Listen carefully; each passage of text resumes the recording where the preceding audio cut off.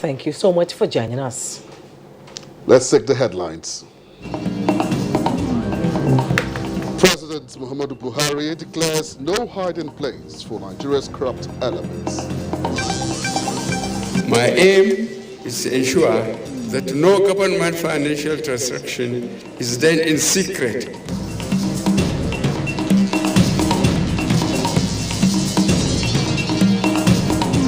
Nigeria and the European Union strengthen ties to advance human rights.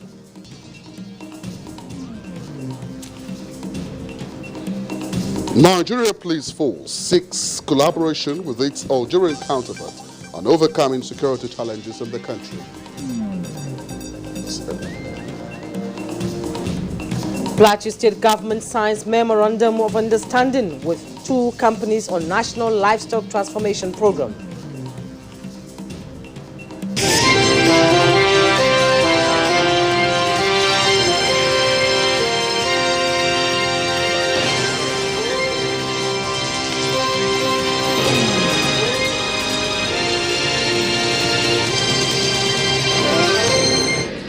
And we'll begin the news with President Muhammadu Buhari, who says with the reform agenda being implemented by his administration and open governance, there will be no hiding place for Nigeria's corrupt elements, and indeed the proceeds of the vicious acts of economic sabotage. Speaking at the passing out parade of detective inspectors of the Economic and Financial Crimes Commission, the president was unequivocal that Nigeria is winning the war against corruption. State House correspondent Adamu Sambo has details. 281 detective inspectors found worthy in both character and learning graduated from the 1-year intensive training program on a wide range of EFCC operations. For the first time, President Muhammadu Buhari is reviewing the passing out parade for the EFCC detectives, and these officers are therefore highly honored and motivated to join the nation's anti-corruption warriors. President Muhammadu Buhari expressed Nigeria's great confidence in the ability of the EFCC detectives to not only sustain but accelerate the current level of success attained in the renewed onslaught against corruption.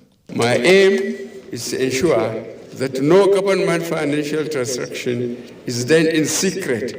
Nigeria has been ranked by World Bank as one of the top 10 reforming countries in the world. I assure you that we shall do even better.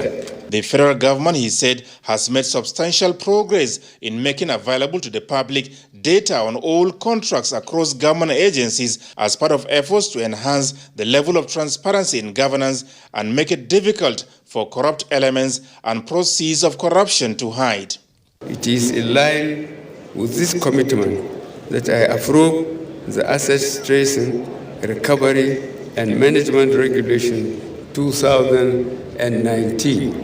I am determined that the recovered assets are effectively managed with greater impact on fiscal operations of government and social investment policies of this administration. Soon there may be need to introduce a legal framework enforcing reporting of all non-classified public sector operations online. This would facilitate quicker attainment of our goals on open governance and the dismissal of corruption in the country. President Buhari said apart from the quantum of recoveries made and the number of cases successfully prosecuted, the government has also been working assiduously on preventing corruption from taking place through a series of institutional reforms.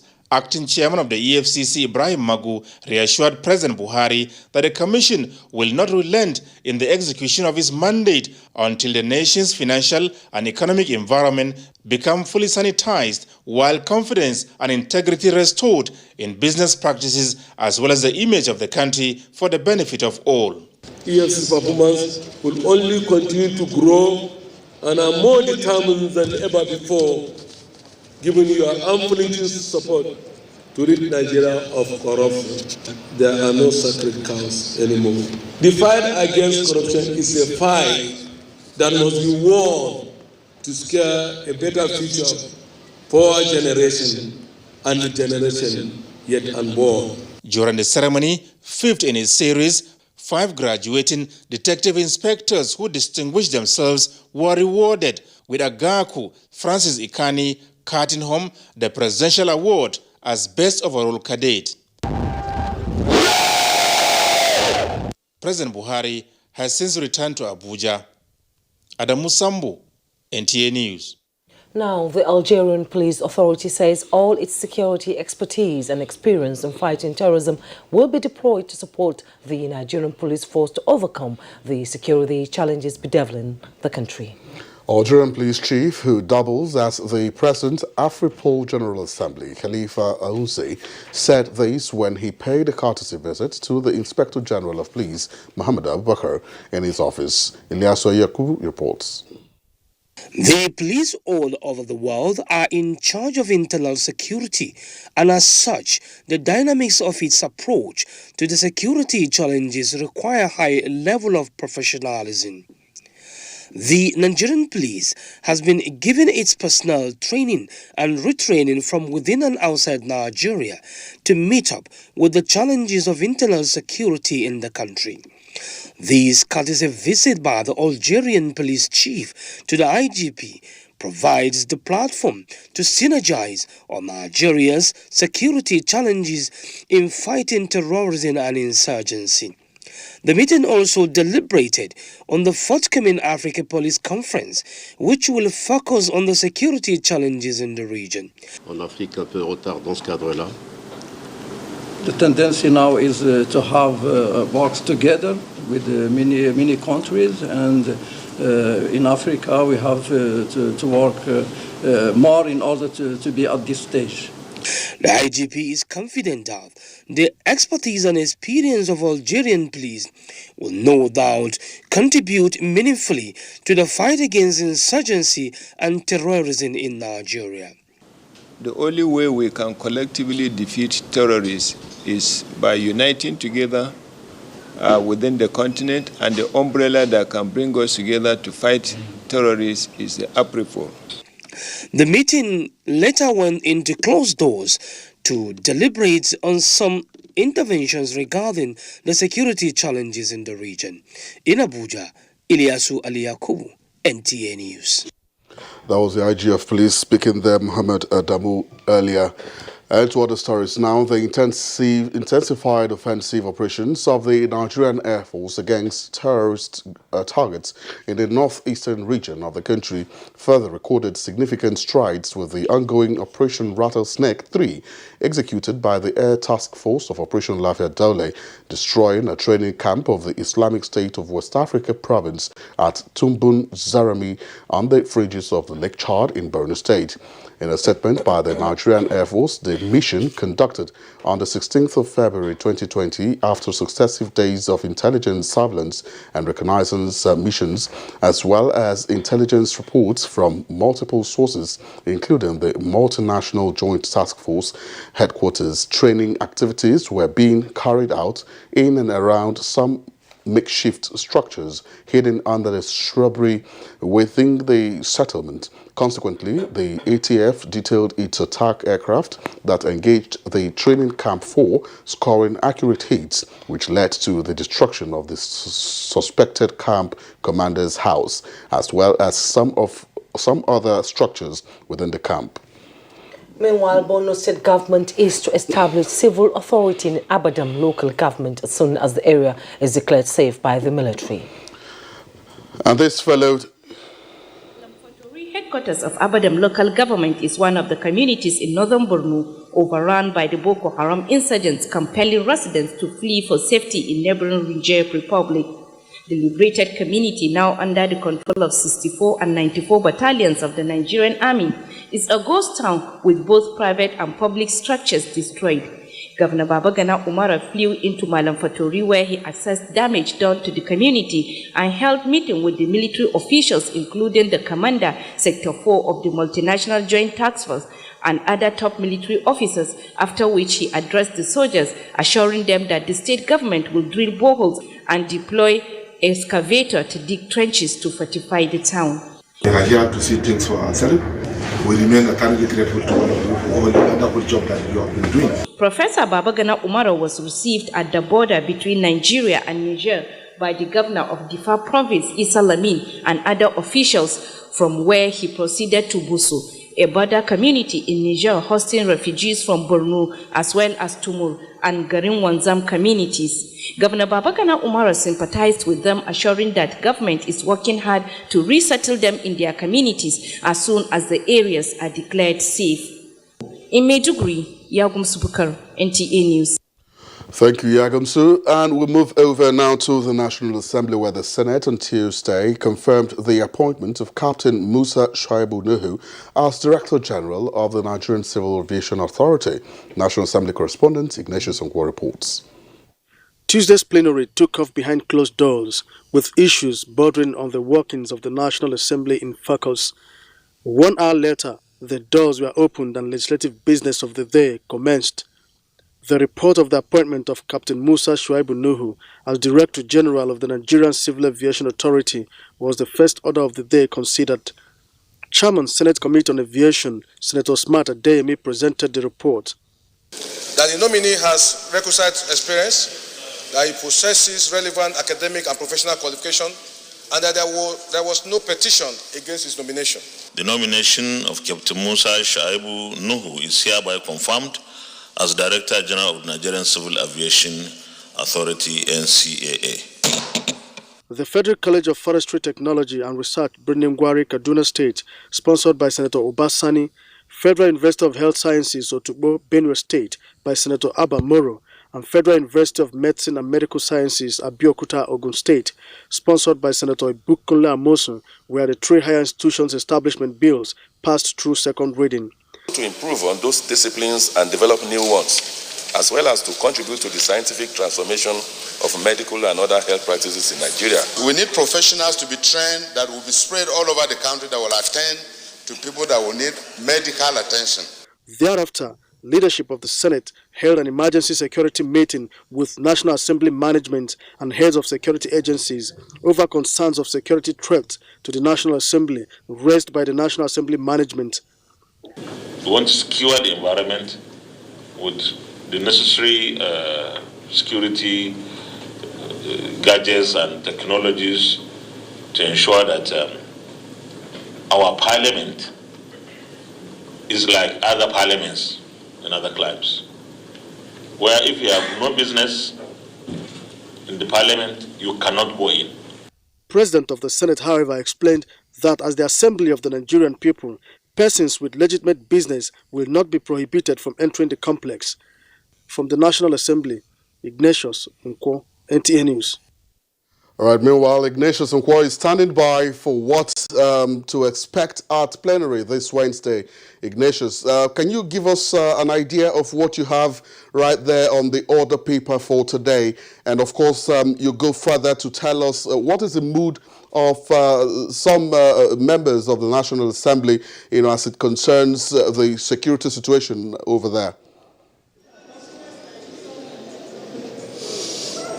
Thank you, Studio. Well, you know, yesterday the issue of security challenge was quite top in both chambers of the National Assembly, both Senate and House of Representatives. Like the last report just revealed, that security threat raised by management of the National Assembly led to an emergency security meeting between leaders of the Senate, the management of National Assembly, and top security agencies. And now the issue is the fact that the President of the Senate raised salient issues, that the kind of movement and free entrance into the precinct of the National Assembly, it's not what it's supposed to be. He even drew an analogy between some global parliament and Nigerian parliament, and he now went further to advise them to strengthen security in, around, and within the precinct of the National Assembly. And then we expect that, those issues, steps to be taken to ensure that there's adequate security in the National Assembly.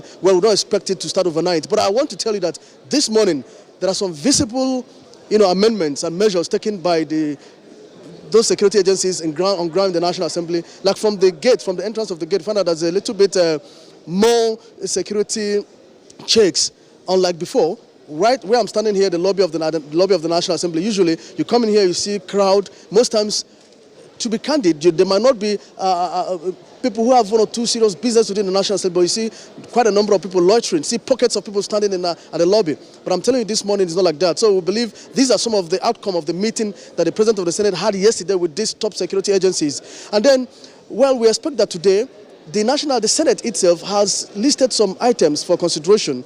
And I think prominent among them, there are 4 constitutional amendment bills. Those bills will be coming for first reading. And you know that after the first reading, it will be scheduled for second reading.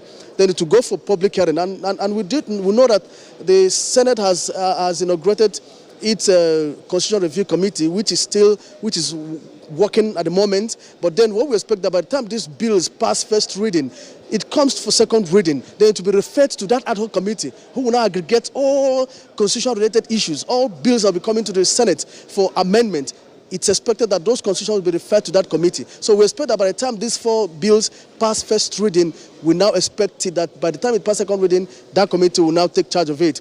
And then we also know that today there are some issues that will come as matter of urgent public importance. Those are they are sine qua non in Parliament. We call them urgent issues of public importance because nobody planned for some of these issues. So some of those issues might not be on the order paper, but they will be considered. Like the order of the Senate provides, Order 42 says if there are issues that comes as matter of urgent public importance, it will be announced on the floor by the senator who wants to move that motion. But then it will be taken the next legislative day. But there's another section of the standing order that says, Order 52 says, if it is too important that it must be taken that day, now with the leave of the Senate, 1/5 of the Senate will take a resolution that motion should be taken that day. So we expect some of these motions to come up today. Well, if it's a matter of security or anything, in the last few weeks, we'll be having matters of urgent public importance bordering on security. And then, well, today we expect that there are 1 or 2 visitors into the National Assembly as the House of Representatives will be launching its Green Chamber magazine, the first of its kind. So we expect that there will be quite some movement too as well from visitors' gates. Some of the guests have been coming in. They are there at the arcade. When you're entering from the National Assembly, before you come into the lobby, that is where that particular launch is going to take place. All right, thank you very much, Ignatius. We do expect to get more updates from you as time goes on. We've been speaking with our National Assembly correspondent, Ignatius Nkwo. Now, this news broadcast is live on the network service of the NTA. Still to come. Nigeria and the European Union strengthen ties to advance human rights.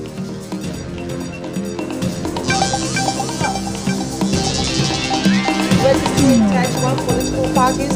Details of these are more shortly. This is News 24. Where are we going? From Abuja. You can watch us anywhere, anytime on the following platforms. Start Times Channel 101, Freak TV Channel 703, GSTV Channel 419, and Go TV Channel 46. For more information, log on to our website www.nta.ng or join us on our social media handles: Twitter at NTA News 24, Facebook at NTA News 24. For comments, suggestions and inquiries, send an email to news24@nta.gov.ng or call us on the following numbers. NTA News 24. News and more news. Thanks for joining us. We're still staying with the National Assembly as the House of Representatives has called for seriousness on the part of regulators in the aviation industry following recent diversions of international flights scheduled for landing at the Murtala Mohammed International Airport in Lagos to neighboring countries. National Assembly correspondent Lami Ali reports. A major challenge, as enumerated by lawmakers during debate on the matter, was that the instrument landing system installed at the airport was not fully utilized, which is why such situations arise. The House therefore called for investigation towards finding solutions in view of the losses incurred. The case where somebody else, in fact, they're trying to save your life, and they now divert to another airport, due to the negligence, assuming that is the case, that is the negligence of another agency, They cannot pay for the negligence of another agency. They can't. The practice in the aviation industry is such that when the consequence of your action will have to be borne, if the reason for the diversion is caused by FAN or the NAMA because of the instrument landing system, first the passengers would have to go to Ghana or to Abuja. They can't meet any FAN or NAMA there. There's an infraction by the agency in diverting this thing because they did not do what they're supposed to. That's the point you're trying to make. The House also adopted a motion on the need to overhaul and intensify security at the National Assembly following intelligence said to have emanated from management that terrorists are planning to carry out an attack on the National Assembly. 2 amendment bills on the Council for the Regulation of Freight Forwarding and the Federal University of Petroleum Resources went through second reading. Plenary went into closed door to discuss the issue of security at the National Assembly and other matters of concern. From the National Assembly, Lami Ali, NTA News.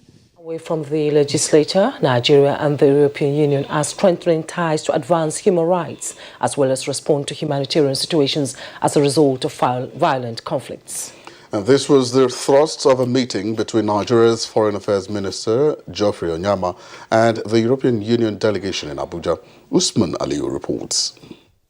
The European Union says it is deeply concerned that more than 7 million Nigerians are devastated by Boko Haram in the last 10 years and that the situation has been denying the people some rights, particularly the children, access to education. The EU also share concern over developments. It's always good for us as a government to hold ourselves up to the highest standards in the area of human rights. As a government, we absolutely have an obligation and a desire to respect and promote the human rights of Nigerians. And, peer reviewing it is a very good way of doing that with the Europeans, but also even within the framework of the African Union. This is the 5th time the delegation of the EU and that of the federal government meet on strategies on improving ties with regard to improvement on human rights development. In Abuja, Usman Aliyu, NTA News. And to other stories, the federal government has reiterated its commitments in ensuring that nothing is left to chance in preventing the deadly coronavirus, codenamed COVID-19, from getting into Nigeria. This is the submission of some cabinet members who visited the Nnamdi Azikiwe International Airport for an on-the-spot assessment of facilities put in place for early detection of the virus among incoming passengers into the country at the airport. Anthony Fosun reports. As part of measures put in place to effectively monitor incoming passengers into the country, the Federal Airport Authority of Nigeria is collaborating with Port Health Services and other agencies such as NAMA, hospitals, immigration, customs, airline operators, ground handlers, among others. This is deliberately put in place to ensure entry screening, early case recognition, and continued preparedness and response with conducive holding areas, as well as adequate secondary screening areas. Minister of Aviation Hadi Sirika says airport officials are on red alert. As the airport operator, FAN is monitoring the international situation on the evolving global outbreak of COVID-19 and implementing other supportive preventive activities to improve symptom awareness of the disease among travelers and airport workers, then improve environmental and personal hygiene within the airport and its host community. While his information and culture counterpart, Lai Mohammed, maintained that the federal government has designed a robust enlightenment and an awareness strategy to ensure that enough information is given to Nigerians. We've deployed all our platforms to sensitize Nigeria on what this virus is about and what we need to prevent it. With the measures put in place being complied with, newsmen who accompanied the ministers witnessed the screening of passengers on board this Ethiopian airline. For those who had no proof of having a yellow card, they were immediately isolated and administered with the yellow fever vaccine. We will not exempt anybody. Any passenger that comes through here does not have the yellow fever card. We will give him a shot for free, and then you pay his 2,000 naira and collect his card later on in town. The other thing is visual, that is observation. You observe the port health people at the airport. They will observe the person, just on their own. Because when somebody is ill, just by the visual observation, you can know if somebody who's not really working well or is looking, when somebody looks sick. For us in the ministry, we're saddled with the responsibility of giving protection to vulnerable citizens, as I mentioned. If people are affected, we have to come in to see how we can support them after the health workers must have done their own bit. The ministers took time to go around the arrival section of the airport to ascertain the functionality of sanitizers and other such disinfectants. In Abuja, Anthony Forson, NTA News. Meanwhile, the Ministry of Humanitarian Affairs, Disaster Management and Social Development is strengthening partnership with the Nigeria Center for Disease Control, NCDC, on heightening response to manage detected diseases in Nigeria and standing by for any possible outbreak. And this topped the agenda at a meeting between the Minister of Humanitarian Affairs, Hadia Umar Farouk, and top management of the agency of the NCDC headquarters, Abuja. Olushe Adeagbo has details. The recent outbreak of coronavirus disease in some Asian countries and the speed at which it's spreading to other continents has given the world a cause for concern. A recent case reported in Egypt has put Nigeria on a high alert, prompting a high-powered delegation to swing into action to ensuring that no stone is left unturned to preventing this deadly virus from ravaging the country. And here in Abuja, Nigeria's capital city, as we bring to you the unveiling of the Green Chamber magazine and official lapel pin of the House of Representatives. I am Lani Ali. The program has already commenced.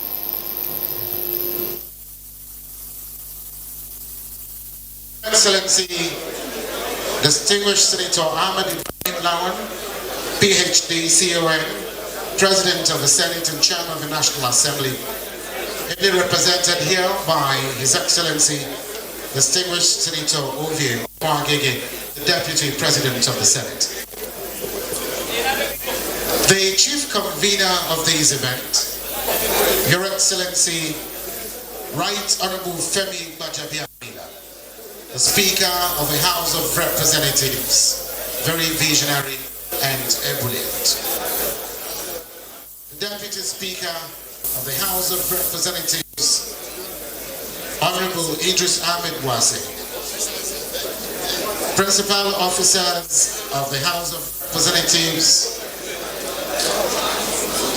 Chairman, House Committee on Media and Public Affairs, Honorable Benjamin Kalu, Honorable Members, Representative of Kaduna Governor, Hajia Hadiza Muazu, Honorable Ministers of the Federal Republic of Nigeria here present, our keynote speakers, Professor P.L.O. Lumumba, just coming in, and Professor Magnus Bacco, a former Special Assistant Advisor to the President on Economic Affairs. Permit me to also announce, leading the management of the National Assembly to this event, is the Clerk to the National Assembly, Alhaji Mohammed Ataba Sani Omolori, Chiroman Ibira, the Clerk to the National Assembly. Heads of ministries, departments and agencies of government here present, invited guests, members of the Fourth Estate of the Realm, distinguished invited guests, ladies and gentlemen. I'd like to welcome all of you this morning to this event, which is the unveiling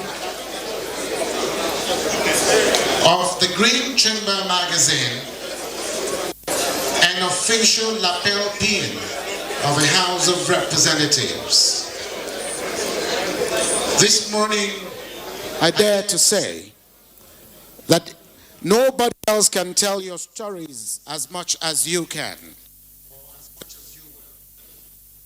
And so, the vision of the Speaker of the House of Representatives is that the Green Chamber should be able to tell their stories themselves, such that Nigerians, whatever misconceptions they've ever had, will begin to take the back seat. And that is the essence of this gathering this morning, to also invite all distinguished guests and our friends from NDDC, from the United Bank for Africa, and as well as Max Air, to come and witness the official unveiling of the Green Chamber magazine, an official lapel of the House of Representatives. For this vision and the doggedness and the perseverance and the commitment shown by the Speaker of the House of Representatives, Right Honorable Femi Gbajabiamila, and he deserves a very big round of applause. Can we celebrate the Speaker, please, with a big round of applause? I beg to say that that applause is not loud enough for what we are about to unveil this morning for the Speaker. I thank you very much. I'm not working alone this morning. I'm working with a sister, a friend, and an associate. My name is Andy Gabriel.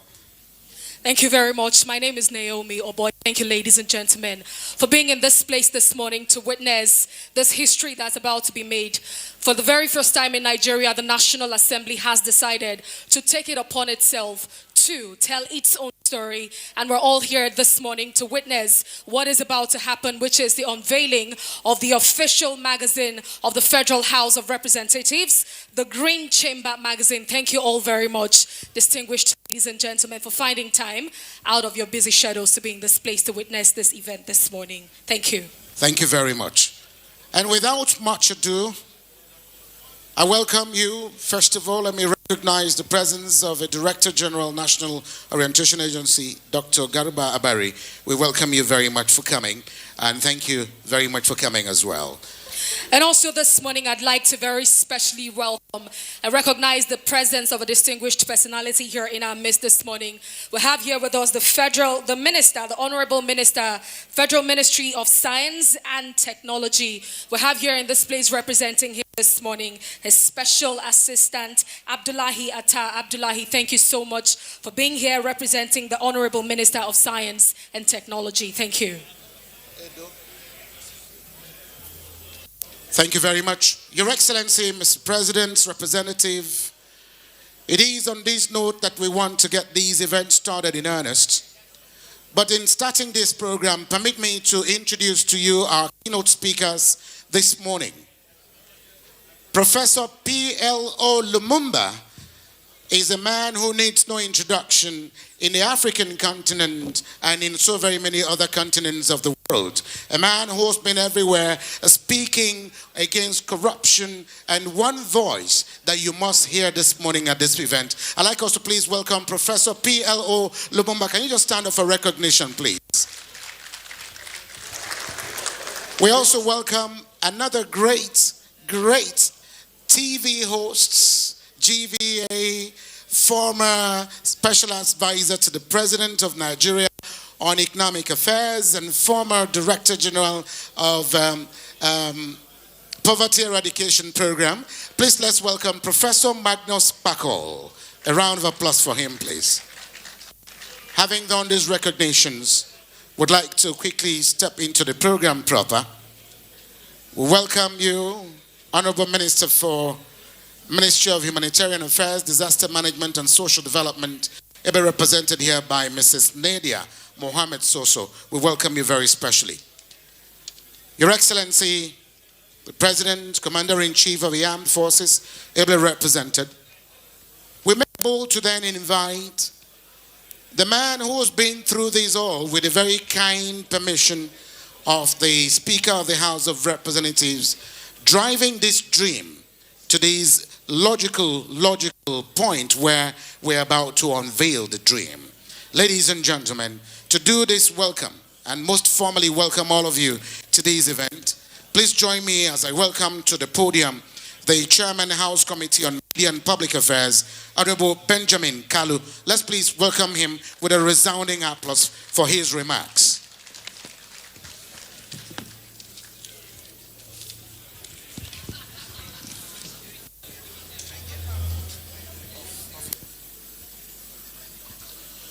The President of the Federal Republic of Nigeria, ably represented by the Minister of Information,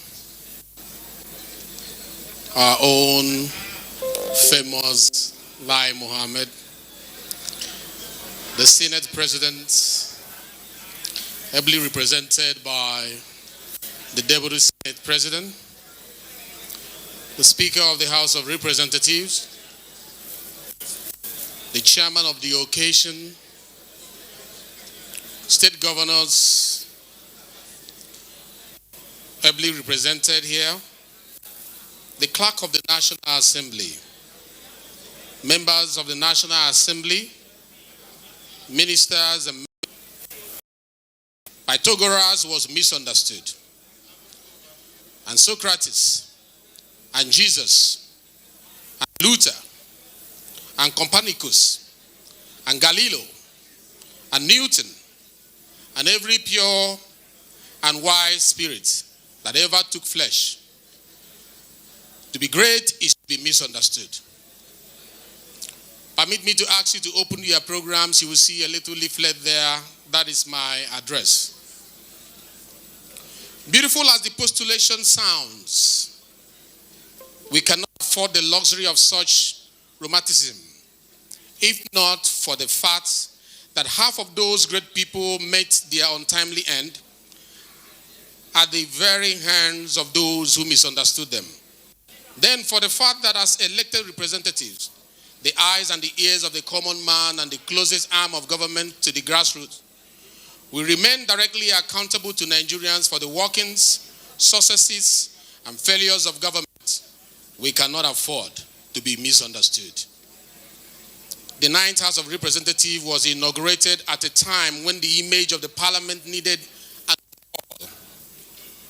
Several misconceptions about its operations, duties, and achievements abounded in the public domain, propagated by mischief makers and fueled by commercialized news reportage, as well as acute ignorance of the workings of the legislature. The legislature was expected to exist in perpetual acrimony with the executive by the very same people who stood to be disadvantaged by such discordant governance. Nigerians were conditioned to embrace the National Assembly with the same terms of reference as they would the executive, without regard to the distinctive nature of legislative duties under the 1999 Constitution, thereby engendering a deep-seated skepticism about the legislature's commitment to national development. In view of these image challenges, the 9th House, under the leadership of the Speaker, Rep. Femi Gbajabiamila, committed to a transparent and demystified House in its legislative agenda. In political studies, we are taught that transparency, an important concept in a democratic republic, is of two forms: reactive disclosure, as the Freedom of Information Act envisages, and more importantly, proactive disclosure, which is what we have accomplished today with the Greek Chamber magazine. We have chosen this proactive route as a clear demonstration to Nigerians and the international community of our commitment to the highest standards of accountability to our constituents. This publication marks the first of such effort by the House of Representatives in the history of Nigerian democracy, and we are proud of it.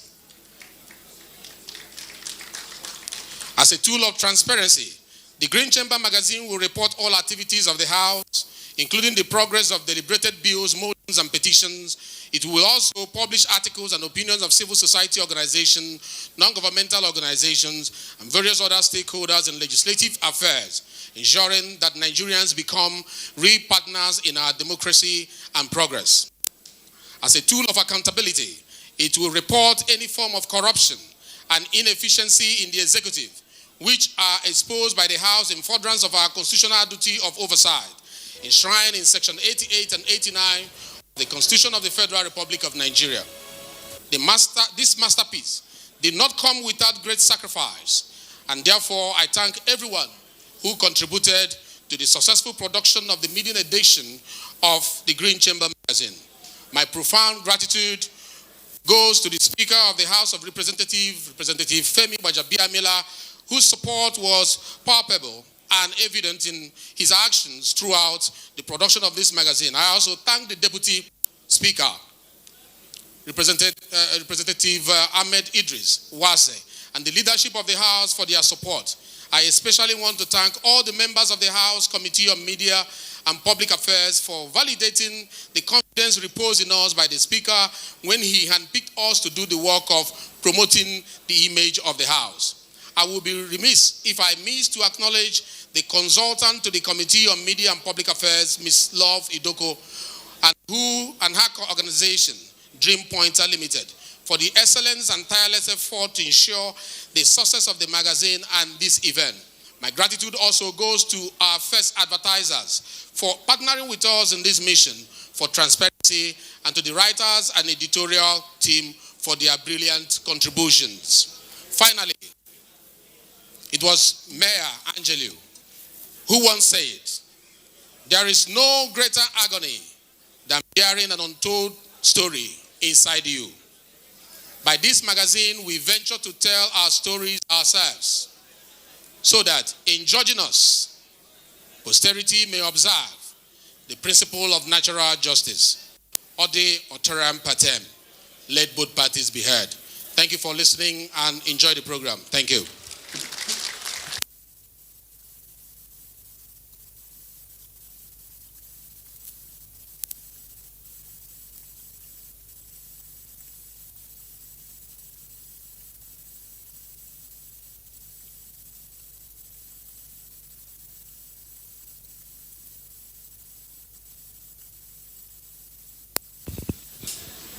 Your Excellency, the President, Commander-in-Chief of the Armed Forces, Federal Republic of Nigeria, ably represented by the Honorable Minister for Information and Culture, the Chief Convener of this event, Right Honorable Femi Gbajabiamila, Chairman of the occasion, the representative of the President of the Senate. Permit me to announce very quickly the arrival of a man who is very familiar with this terrain. This has always been his constituency, but he's now in an executive portfolio as the governor of Imo State. Distinguished ladies and gentlemen, please join me in welcoming distinguished Senator Hope Uzodimma, the executive governor of Imo State, to this event, please. Can we welcome him with a round of applause? Thank you very much for coming. I'll run through these recognitions very quickly because time is of the essence. We welcome the Speaker, Borno State House of Assembly. We welcome the Speaker, Edo State House of Assembly. We also welcome the representative of the Executive Governor of Lagos State, Mr. Babajide Sanwo-Olu, ably represented here by Honorable Commissioner for Information and Strategy, Gbenga Omotosho. We welcome you. Thank you very much for coming. We also welcome you, the representative of the Honorable Minister for Works. We welcome Mr. Babatunde Fashola, ably represented here by Dr. Famous Eseduo. We also want to welcome Malam Bashir Mohammed MNI, Director of Human Resource Management, representing and standing in for the Minister of State, FCT, Dr. Ramatu Tijani Aliyu, at this material time. Having done that, the special guest of honor, sir, there is an information I want to pass to you. Looking at our program brochure, you will see that it is actually time for goodwill messages. But we must take into cognizance the flight time for one of our speakers. And so we would like to please quickly plead with Your Excellency for your kind understanding as we amend this program to be able to accommodate this prolific writer, author, and speaker. Ladies and gentlemen, I'm talking about none other than Professor P.L.O. Lumumba. He is the director Kenya Law School at this material time, and he has been one whose voice has been very strong against corruption in Africa. And of course, he is one who is also championing Africans doing things the African way to be able to emancipate the African people. And it is in the light of that, without much ado, that I'd like to welcome Professor P.L.O. Lumumba for his presentation very quickly. If your hands are not very busy, distinguished ladies and gentlemen, can we please give him a very resounding and a deserving applause.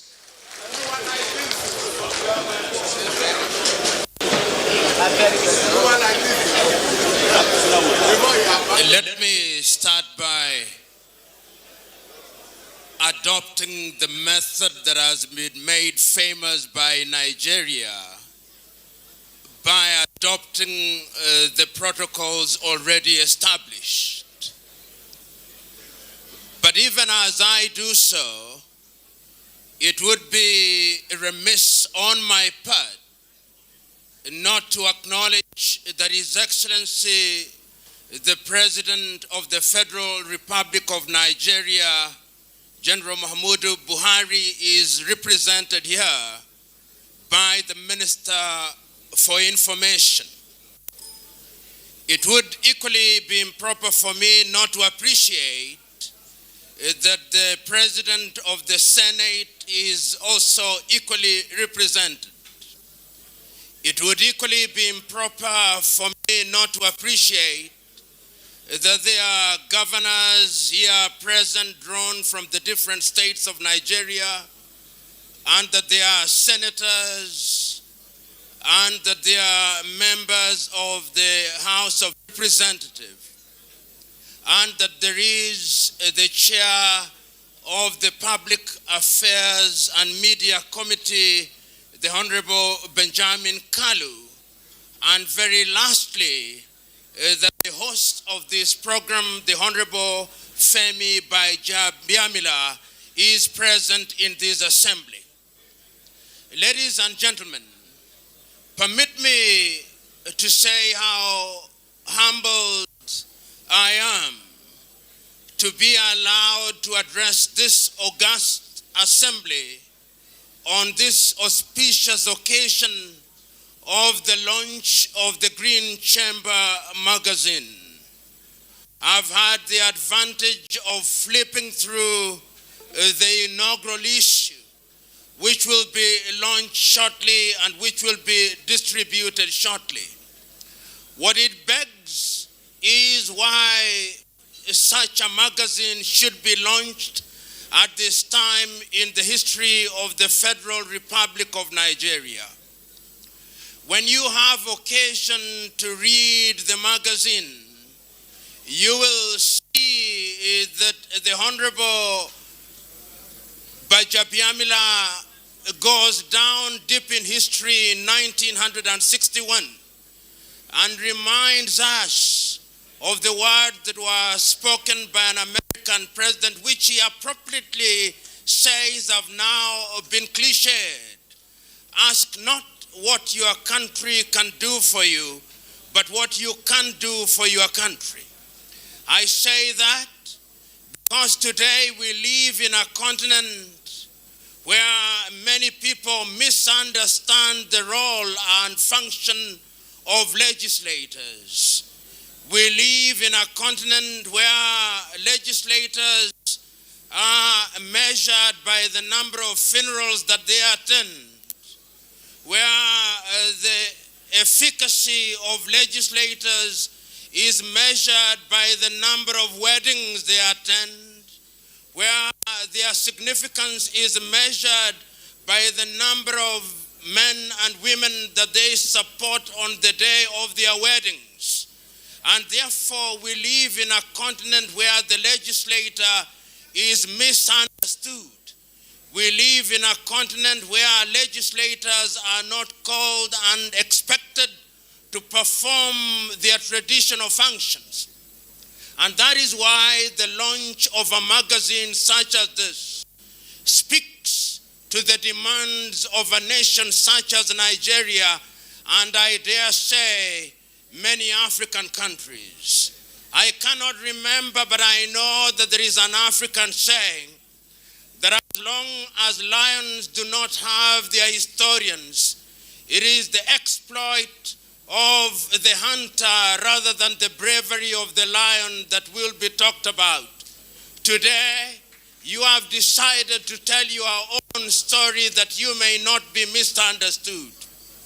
You know, when in the 1960s there was an explosion of independence, we were handed down, and in many ways, many institutions were imposed on us. We were told that African countries, having regained their independence, had to embrace democracy. And we were told, borrowing once again from the definition of other civilization, that democracy is a government of the people, for the people, and by the people. And we were told at the time of regaining our independence that we would have representative democracy. We were told then that you, honorable members of the House of Representatives, represented us. We were told then that you are our servants. And for a long time, we believed that you are our servants. But over the years, things did change. And we started believing that you are no longer our servants, and that you had become our masters, and that therefore, even when you claim to represent us in many African countries, and you remind us that you are our servants, we do not believe you, because it is the newspapers that are left to say what you say. Because it is the televisions and the newscasters that are told and are allowed in their jaundiced way to tell us what you represent. It gladdens my heart that in Nigeria, through the efforts of Honorable Biamila, you have taken the decision to renew your contract with the people of Nigeria. You have decided to create, or if you may, to recreate the umbilical cord that will link you with the people of Nigeria. Because in Nigeria, as in many countries, people are asking, why is it that the things that we expected of our leaders have not been delivered? When you listen to Nigerians, both here and abroad, they are asking of their legislators, what are you doing? They are asking of their legislators, where are the promises that you made to us when we regained our independence? And the only way to answer them is through the medium of a publication such as this, so that the information that they receive is information that is not mediated. Nigerians, both here and abroad, are asking, you legislators who are our representatives, what have you done over the years? They are asking, when we regained our independence, you promised that there would be no unemployment. And they are asking, what have you done about unemployment? What have you done about appropriate legislation in that area? You may have done something about it, but they do not know because you never told them. They are asking, what did you do about education? You promised that we would have free education. You may have said something about it in the many pieces of legislation that you have enacted, but they do not know, because the little that they hear is through the newspapers, whose memories are sometimes selective and jaundiced in order to paint a picture which is so not very rosy. They are asking, you promised that you would provide us with free health, and perhaps you may have enacted legislation, but they do not know, because what they hear are hospitals that are not functioning as they should. But this time round, through the magazine that will be launched shortly, you'll be able in an unmediated way to tell them what it is that they have done. They are asking, what have you done about the extractive industry? And they cannot understand what it is that they have done. But I hope and pray that through this magazine, you will be able to speak to them directly. Nigerians, both home and abroad, are asking, in the year 2090, you had a vision 2020, and you promised that Nigeria would be one of the 20 largest economies in the world, and one of the most influential nations on earth. They are asking, what have you done through legislation to ensure that Vision 2020 is realized? They are possibly asking, is it another mirage? Through this publication, you'll be able to tell them what it is that you have done. The Nigerians, both home and abroad, may be asking that last year, in the year 2019, you promised that you'd have a new currency. They are asking, that currency that you promised them in 2020, is it coming? And if it is coming, what is the legislation that you've put together to ensure that that currency is alive and well? Perhaps you have done something about it, but Nigerians do not know. We are here and we know that Nigeria is a good citizen of the world. They know, Nigerians, young and old, that Nigeria was present in Addis Ababa, Ethiopia, when we came up with Agenda 2063, and they are asking us, big brother Nigeria, what it is that you are doing in order to ensure that Agenda 2063 is realized. Perhaps you have done something about it in your legislation, but we do not know. But I hope that through this magazine, you'll be able to speak to Nigeria directly in a manner that is unmediated. Nigerians, both home and abroad, are asking that there is the Africa Continental Free Trade Area with the secretariats in Ghana. They are asking, what is the piece of legislation that you have enacted to ensure that that is realized? Perhaps you have done something about it, but they do not know. But I hope that through this magazine, that ghost of ignorance, which has not allowed Nigeria to appreciate and to embrace their leaders, will now be exercised. I hope that that ghost will be consigned to Jehannam so that it will not rise again, so that going forward Nigerians will understand their leaders for who they are. I remember as a young man, I read a book that was written in 1955. That book was written by an African-American, Carter G. Woodson. That book was entitled Miseducation of the Negro. And in that book, Carter G. Woodson poses the question, who is a leader? He poses the question, is a leader one who has monopoly of wisdom and knowledge? Is a leader one who knows everything? But he answers that rhetorical question in this way. He says he or she is a leader, not necessarily because he knows more than the people he leads, but because he's brave enough to offer himself or herself.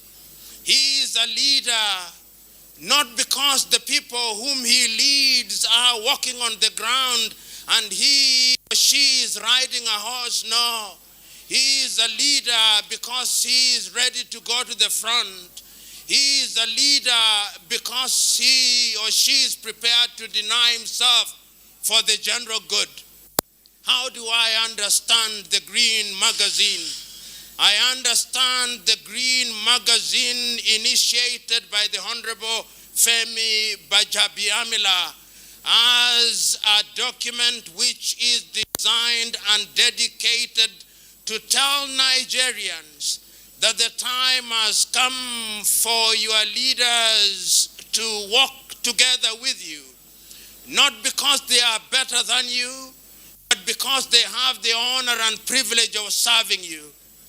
I understand that magazine to be telling Nigerians that if we had erred by denying you the information that you need, the time is now that we are going to walk with you.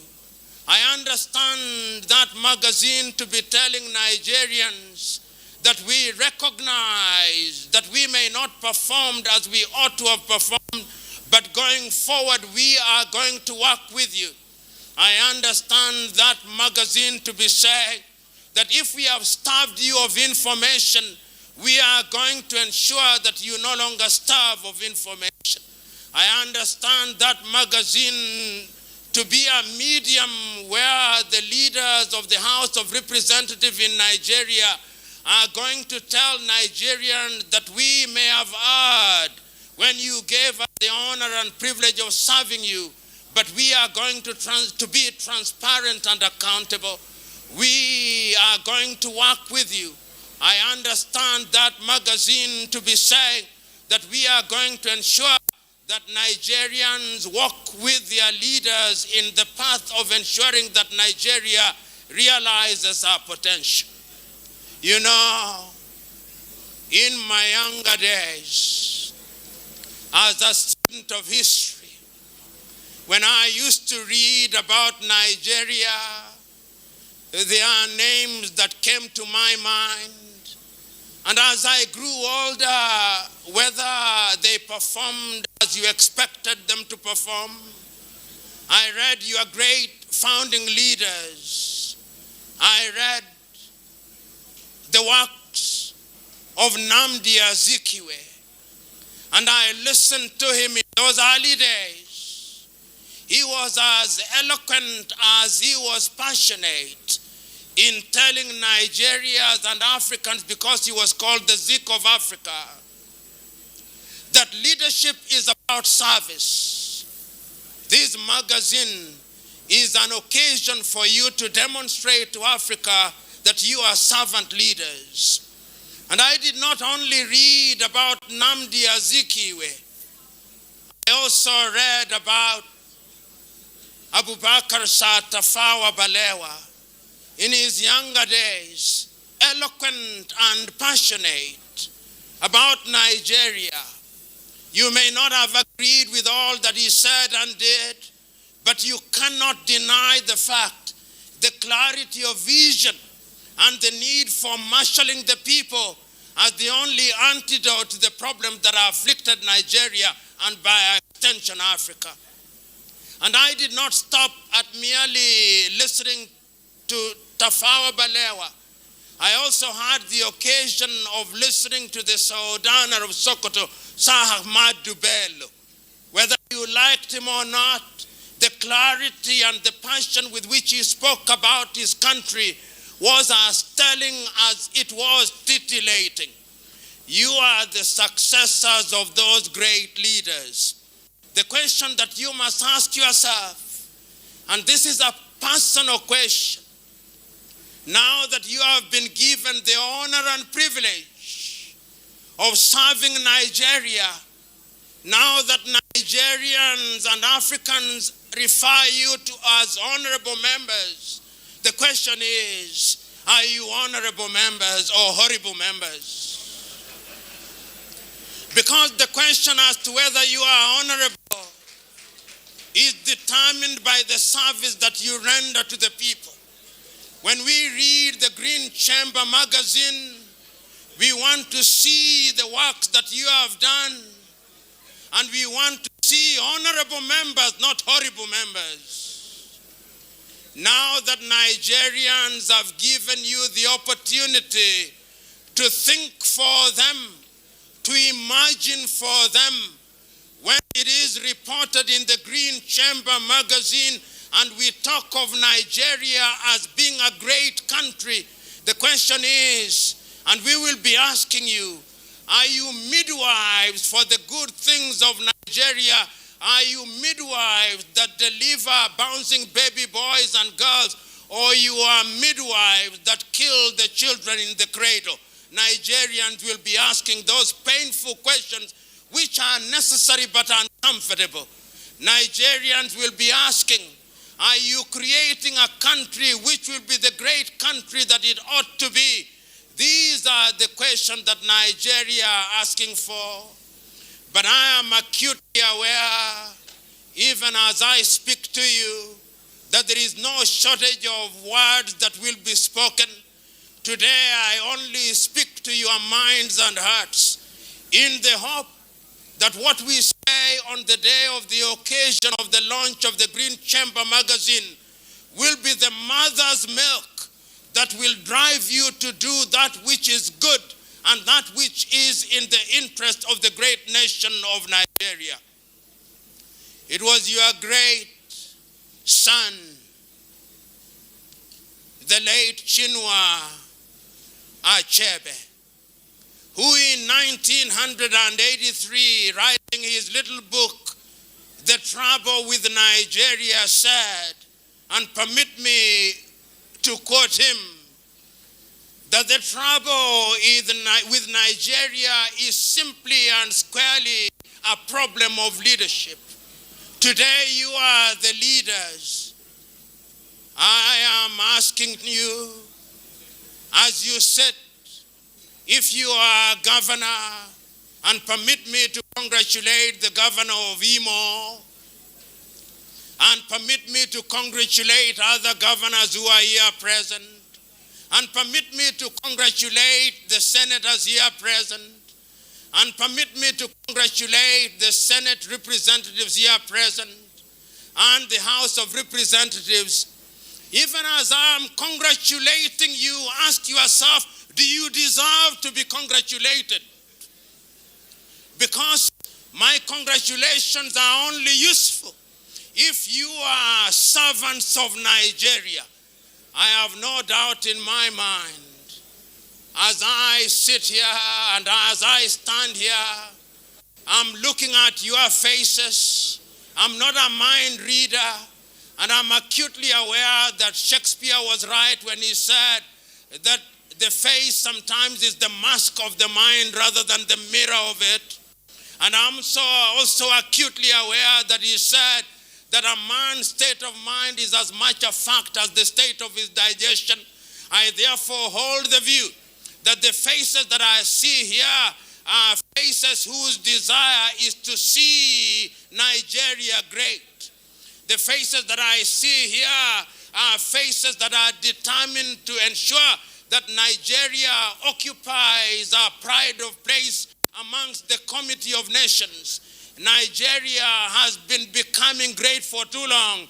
The time is now that Nigeria must be great, in fact. You will know that in the next few years, Nigeria will produce 1 in every 5 of Africans.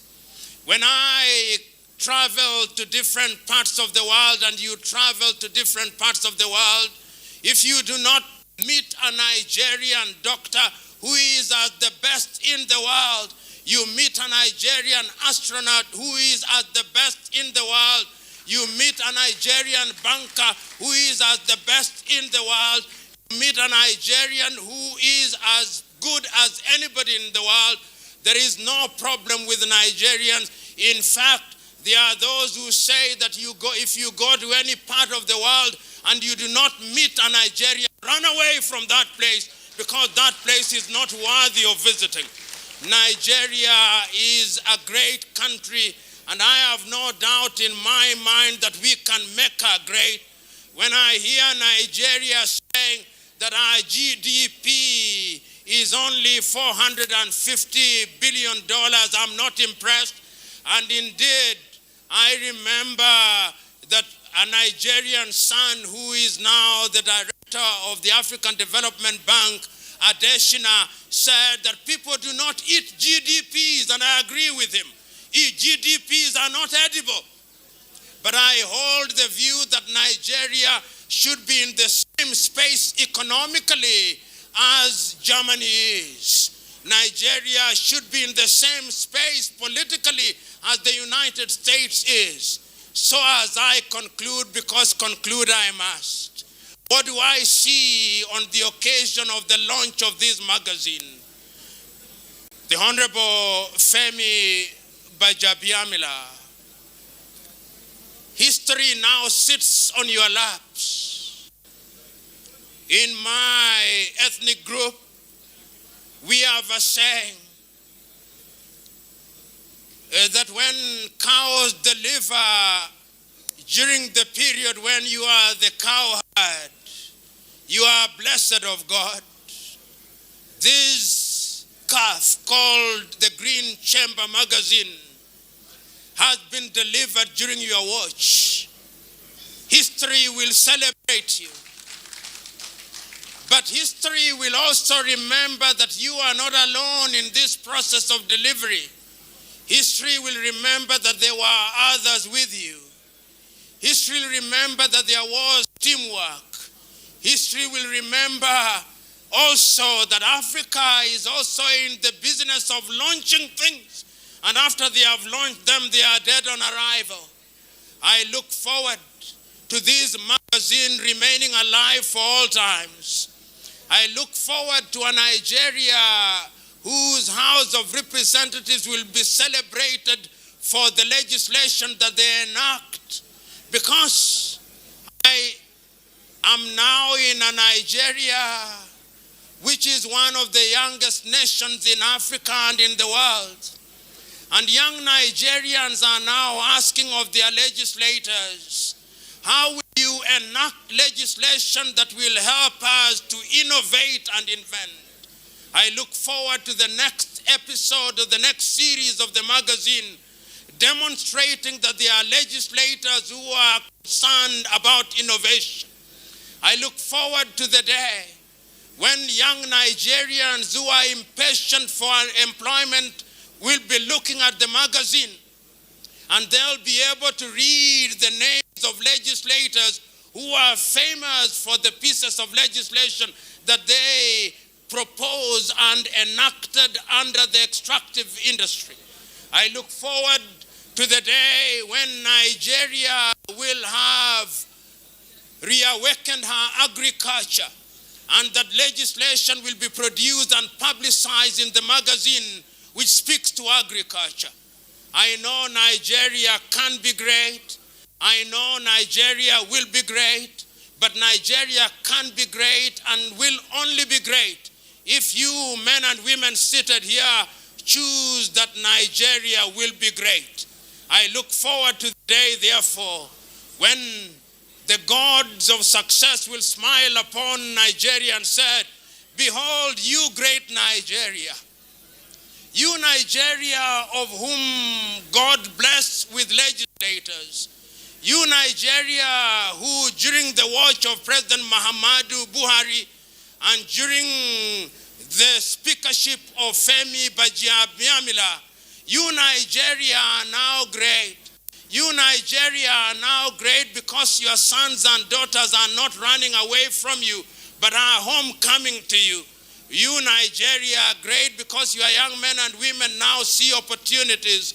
If they don't see them in Zaria, they see them in Imo.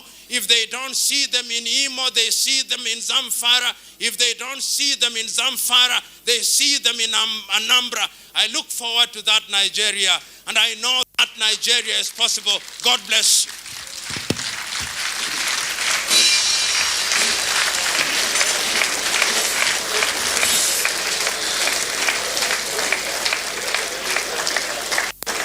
Another resounding applause for Professor Luck Otieno Lumumba. Is a Kenyan who has served as director of Kenya Anti-Corruption Commission from 2010 to August 2011. And since 2014, Professor Lumumba is the director of Kenya Law of Schools, an eloquent lawyer, and Lumumba holds PhD in Laws of the Sea from the University of Ghent in Belgium. I'd like us to please give him another round of applause. I thank you very much. Your Excellency, the representative of the President, Federal Republic of Nigeria, Your Excellency, the representative of his President of the Senate, the chief convener of this event, Right Honorable Speaker Femi Gbajabiamila, Your Excellency, the chairman of the occasion, Right Honorable Aminu Bello Masari, and the governor of Imo State, governor of Kaduna State, also ably represented here, distinguished ladies and gentlemen. In moving on, I'd like to, at this juncture, crave on your indulgence and also to apologize to the distinguished chairman of the occasion that we needed to do that because Professor Lumumba has a flight to catch. Please bear with us, sir. Having accepted my apologies, may I, at this juncture, invite to the podium the distinguished chairman of the occasion, former Speaker of the House of Representatives, Executive Governor of Katsina State. Distinguished ladies and gentlemen, please join me in welcoming His Excellency Right Honorable Aminu Bello Masari to the podium for his remarks. The distinguished chairman, sir, Your Excellency.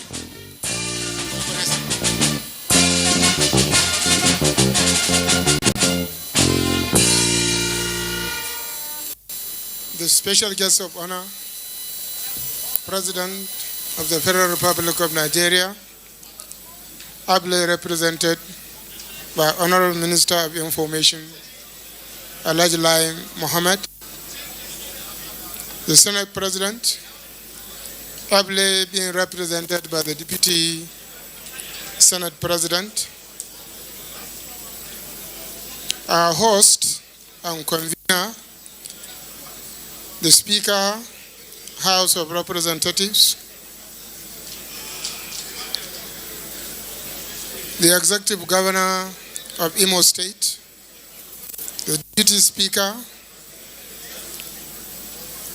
distinguished senators, honorable members, honorable ministers and their representatives, the Clerk of the National Assembly, other invited guests, distinguished ladies and gentlemen, good morning. Actually, I have completely been, what would I say, after listening to the guest speaker who has done everything. So virtually as the chairman of the occasion, I have very little to say or even to introduce to the table for the speakers to comment on. But he mentioned one important thing, that you have to tell your own story. That the National Assembly is greatly misunderstood. At the same time, we need to ask ourselves, what is our contribution to the misunderstanding of the National Assembly and the legislature? You know, in politics, perception is very important. What is the perception we have created in the minds of the people? He spoke about leadership. Have we provided leadership? We need to ask ourselves, really, outside there, we are grossly misunderstood. Like he said, we are not measured by the contributions we made in the National Assembly. We are only measured by what we have been able to do at naming ceremonies, burials, weddings, and other social activities, which really is not what we are elected for. And again, people again expect legislators to perform functions of executive. The best a legislator can do is to subsume his interest within the national interest, if he's a national legislator, or a state legislator within the state interest, to have some projects to the communities that he represents. But people ask you to come and, as a legislator, come and do classroom, come and build. You don't, it's not your job. Don't even give the impression that you will do that, that you can do that.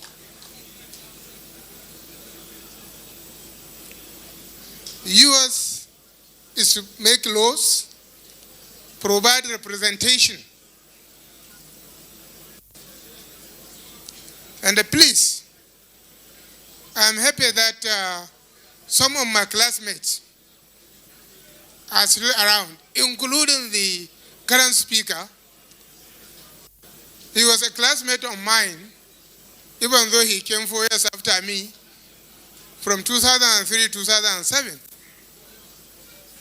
We had this problem of creating the right impression in the minds of people. I think the National Assembly or legislature generally, we are grossly misunderstood, but actually sometimes we created the problem ourselves. So I hope with the lecture from the lead lecturer about leadership, that is the bane of this country. We are not talking about the big men. Even here we have so many big men. Nigeria has never been short of big men. States have never been short of big men. Even local governments have never been short of big men. But we have shortage of leaders. So I hope this green magazine will help in further educating the general public about the roles of parliamentarians generally. What is expected of them and what are they doing and what they are doing. So it's very important for us to get it right. In future, we may get even additional publications. So I hope members will make the magazine alive by contributing. Because there are a lot of writers, highly experienced and educated men and women in the legislature that can make meaningful contributions in the magazine. It's not only about publishing bills, motions, no, contributing on subject matters of national interest. It will further expose the kind of legislators we have. Because some people outside there look at politicians as people who don't know anything, or people who come to just make money, ride flashy cars, build fantastic houses, as if we have no ideas. We have. Politics is being populated by experienced, hardworking, intelligent, well-educated people today, like in any other field. So please, rise up to the occasion. There is an opportunity, so rise up to it.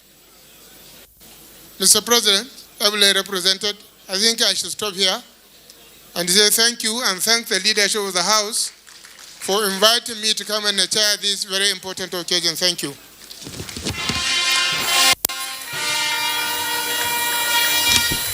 Thank you very much.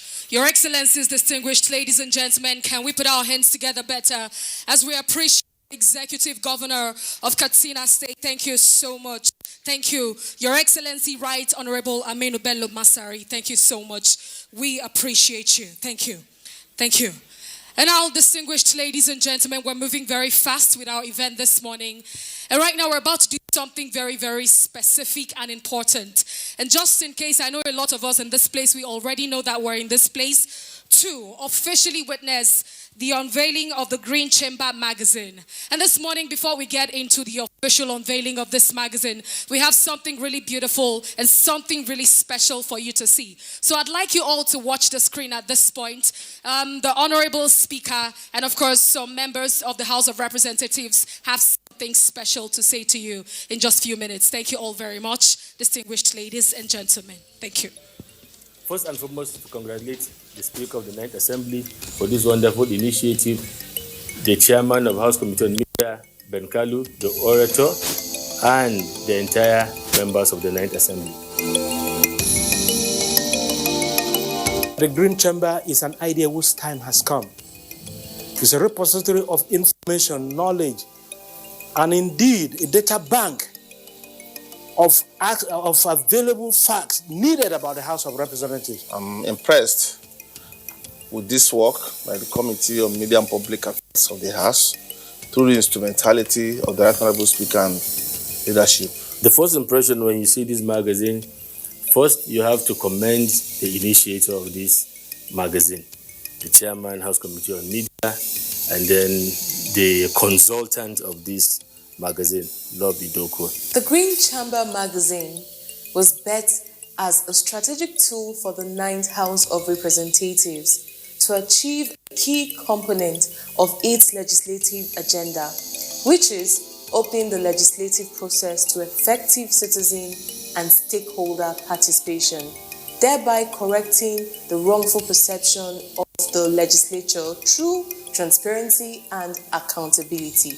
It is the official mouthpiece and in-house magazine of the 9th House of Representatives, a bi-monthly magazine which will serve as a direct source of information for media houses, MDAs, relevant stakeholders, and the general public on the activities and programs of the 9th House of Representatives. The truth about the matter is that if you look at it critically, the idea of this magazine is lovely, I must confess. This magazine will go places in the next few years because a lot of members have the opportunity to tell the world, to tell their various constituencies what their achievements are in the assembly and then their achievements at their various constituencies. To tell the world what we really are about in the Green Chamber. To tell the world our side of the story. For that, I thank everyone that has been involved with this publication.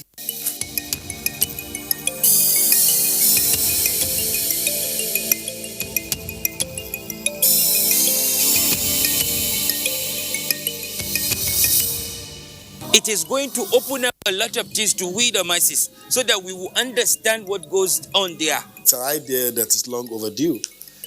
From the content to the form to the design to everything about it, it's something worthwhile, and it's a project that actually falls in line with the vision of this 9th House of Representatives, which is to be as transparent as every democratic institution should be.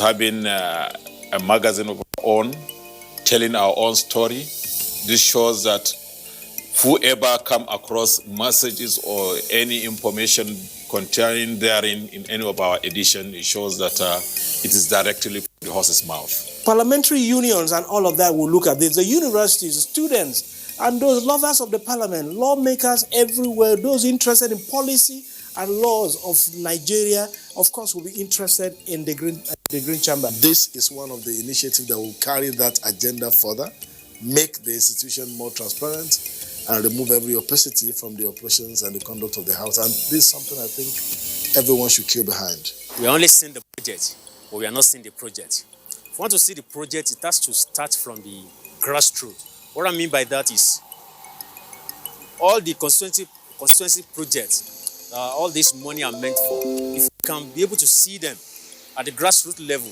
we that voted them in will know that at least they are working. For the first time, you have the opportunity to see the number of bills and motions being moved at the Green Chamber. And I am happy and I can't wait to hold the first edition.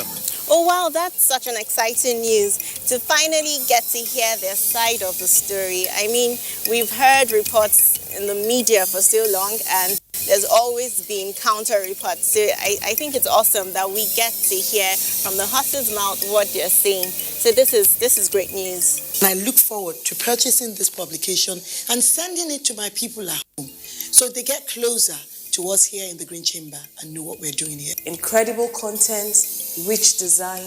This is definitely changing the narrative.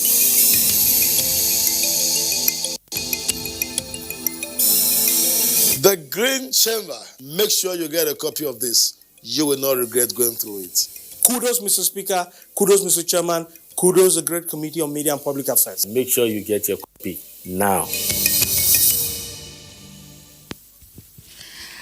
All right, thank you. You may want to put your hands together and make it better. It is definitely a new dawn for the National Assembly, for the House of Representatives, and would like to very specially appreciate the representatives, the House of Representatives led by the Honorable Speaker. Thank you so much, and the entire leadership of the House of Representatives. And now very quickly, distinguished ladies and gentlemen, would like to move on to some goodwill messages from some of our partners and friends that are in this place with us this morning. But please, before we get into the goodwill messages, the representatives of Max Air, You're here with us, would like to very quickly crave your indulgence to join us somewhere here very close. Would like to see you very, very quickly, please. Thank you. And now moving on, ladies and gentlemen, I'd like to bring to the podium at this point representatives of United Bank for Africa. She is the Directorate Head, Abuja and North Central Bank, and she will be speaking on behalf of the UBA this morning. Usoro. Ladies and gentlemen, can we give her a round of applause as she steps forward? Thank you.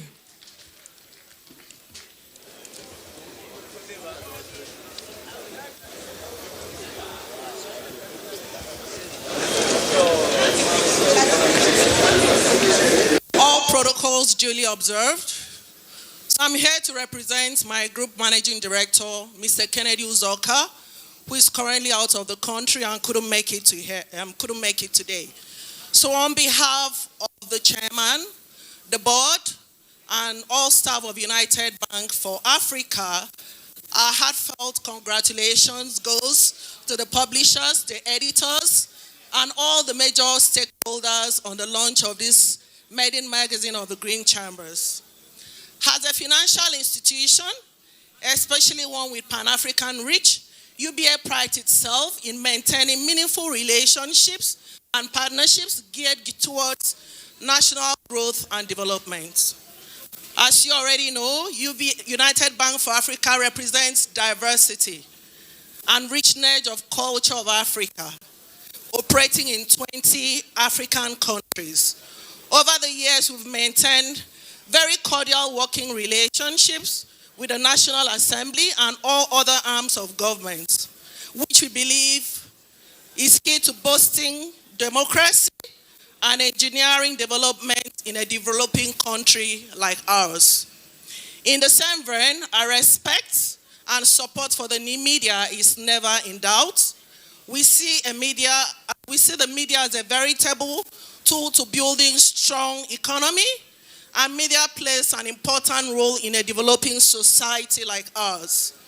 We are therefore pleased to associate and identify with you today on the launch of this magazine, which we believe will strengthen our national unity and legislative processes through the provision and dissemination of information in the two chambers. We wish to reaffirm our continued support to the NAS in providing seamless financial services through our tailor-made products, specially designed to meet the financial needs of the chambers, distinguished members, and all the staff of NAS. Please be assured of our high regards at all times, and thank you.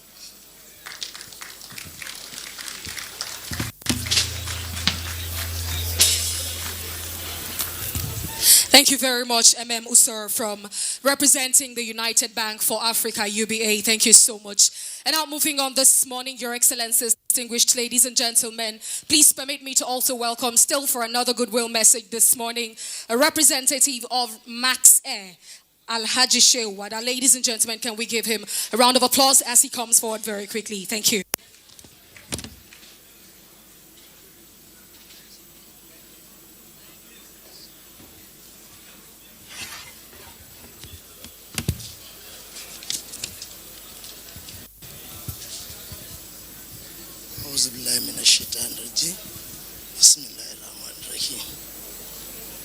Your Excellency, President Muhammadu Buhari,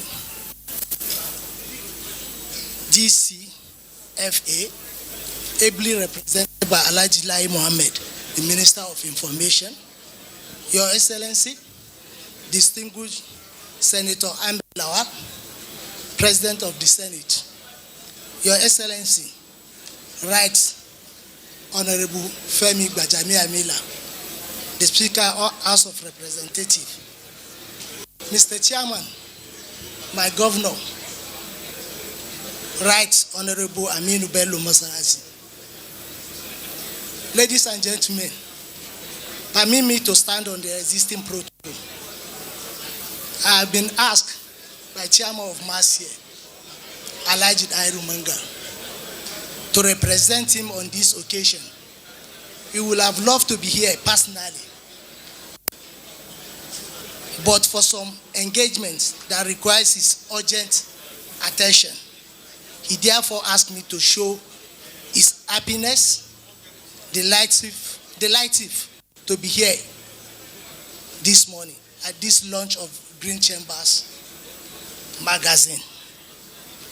Ladies and gentlemen, distinguished ladies and gentlemen, one of the ingredients of representative government, I believe, is the constant maintenance of communication between the governed and the representative. No matter how good the intention of any government is, it may not be better understood or appreciated by the subject if not communicated with them. This is undoubtedly a commendable feat, and we are glad to be part of this history. Thank you, ladies and gentlemen. Thank you. Have a pleasant moment. Thank you very much. Thank you very much indeed. Goodwill messages done. Let me quickly please run through these recognitions because of time. We recognize you, Hadiza Usman Moazu, Special Advisor on Intergovernmental Relations to the Kaduna State Governor, representing Governor Nasir El-Rufai. We welcome you. The Honorable Minister, Communications and Digital Economy is here represented by Malam Elbaf Mahadi, Director, Human Resource Management. We thank you for coming. From the Embassy, we have Your Excellency Du Sheng, Director